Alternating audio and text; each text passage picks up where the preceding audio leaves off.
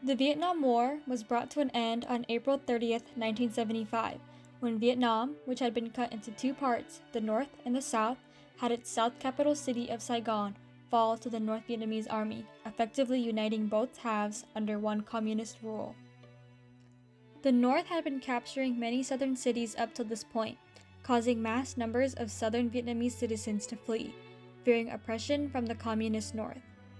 By the time Saigon had fallen and the war had ended, 1.5 million people had cleared out.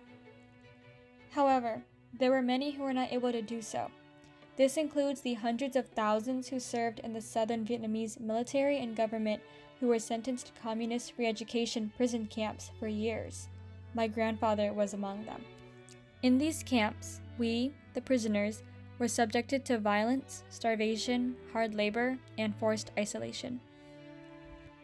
Afraid of further persecution, many of these prisoners of war took their families and boarded upon wooden boats out into the sea. They would then take on the name Boat People. This was not an easy voyage. The public broadcasting service stated that the journey at sea was perilous. People faced dehydration, starvation, pirate attacks, bad weather, and rough seas. The United States High Commissioner on Refugees estimates that approximately 1/3 of those who attempted the journey perished. Of the 700,000, only about 400,000 boat people had made it to the U.S. The influx of refugees coming from Indochina prompted the Refugee Act of 1980. It was passed on March 3, 1980, under President Jimmy Carter. The main objectives of this act were to establish explicit procedures on how to deal with refugees in the U.S. and provide emergency procedures for when the number of refugees arriving per year exceeds 50,000, like it did with the boat people.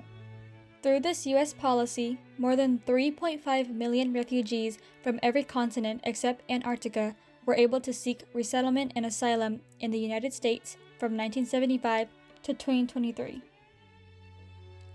From the fear of persecution after the Vietnam War, hundreds of thousands of people risked their lives to cross the South China Sea in search of safety. The Refugee Act of 1980 made the United States, which had been heavily involved in the Vietnam War, a safe haven for those refugees. And though the number of refugees has decreased since the Act's initial implementation due to global predicaments, the Act still provides refuge to this day, 43 years later.